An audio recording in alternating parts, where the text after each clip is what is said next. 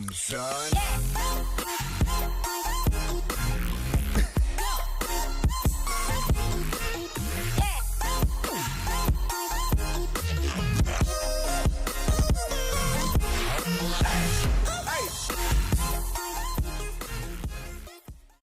Hello friends, welcome back to my channel. Today's video will be based on my previous video where I had discussed step-by-step process to obtain Canada's permanent residency through express entry. If you have not checked that video, I'll put that in the description box below. I would highly recommend to pause this video over here and watch that video before watching this video. That way you'll have a complete overview of Canada's PR process. Now in this video, I will be focusing on step 1, which is to determine your eligibility for express entry immigration. For that, you have to open cic.gc.ca to open the CRS calculator. I'll put the link in the description box below. In order to open CRS Score Calculator, you can search it on Google and open the first link, or you can just open cic.gc.ca. Once you are on the link, you will be given some overview and it basically tells you what this tool is about. It's basically used to assess your skills, education, language ability, work experience and other factors. Now there are other important links provided in the page which you can read to get more knowledge on express entry and how it works. Below this quick overview, you can find the first question. In this example, we will be filling the form for a person who is in his late 20s, who came here as an international student after his studies from his home country and has worked full-time under NOC level A for an year and has no foreign work experience. Okay, now let's start filling this form and coming to question number 1, which is asking for applicant's marital status. Now there are various options for every scenario, so you'll have to select the one which best suits you. In our case, it will be never married or single.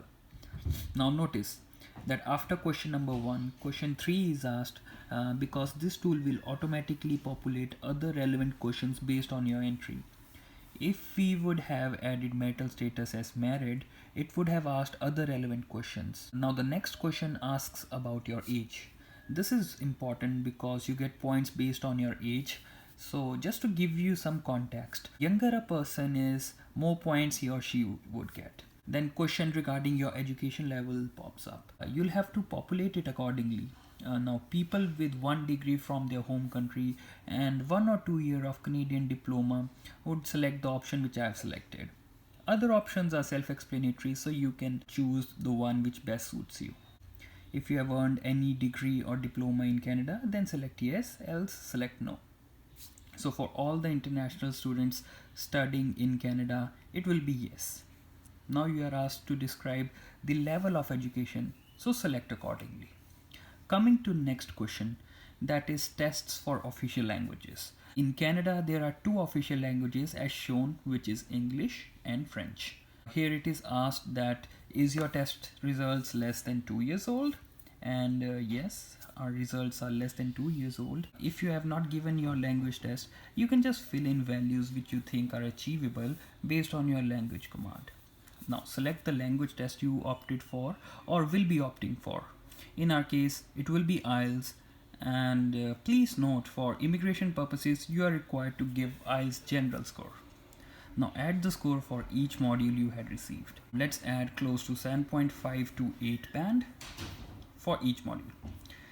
Now if you have second official language results, that is French, then you can add that and it does help with some additional points. In our case, it is not applicable. Coming to the next question, it is asking for Canadian work experience. Just a side note, you are required to have job with NOC level A, B or O in order to be eligible, as it is mentioned over here. I'll be making next video on how to determine your National Occupation Classification Code, which is the NOC code. So if you have not subscribed yet, better subscribe. Coming to Canadian work experience, select the option which best suits your profile. In our scenario, we will select 1 year of Canadian work experience.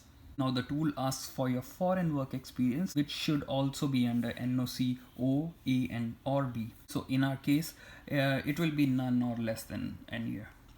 Coming to certificate of qualification, if you are a trade student or worker and are required to obtain government certificate, then you would select this option, else you would skip it. Coming to next question, If you have a job offer where your employer is providing LMIA, then select yes and give the details accordingly. But in our case, and in most the cases, it would be no. Similarly, for provincial nomination certificate, it is optional and in most cases it would be no. Now coming to question number 10. If you have a sibling or spouse who is Canadian citizen or PR, then select yes, else it will be no. That's it. Click on calculate your score to check your detailed score summary with your score at the end. This summary provides you details about each section and how many points you got from each section. Grand total as shown on the screen will be your calculated CRS score. Now it's best to compare your score with latest express entry draw or cutoff to see if you are eligible or not. As you can see, latest draw had the cutoff of 471, which was announced on November 27, 2019. I hope it gives you a better understanding of Canada's express entry and how the CRS calculator works. If you have any questions, comment down below and I would be happy to help. In next video, I will be showing you how to determine your NOC code, which will be based on my step-by-step guide for Canada's express entry. If you are planning to apply for Canada's PR, I would highly suggest to subscribe and I will see you in the next one.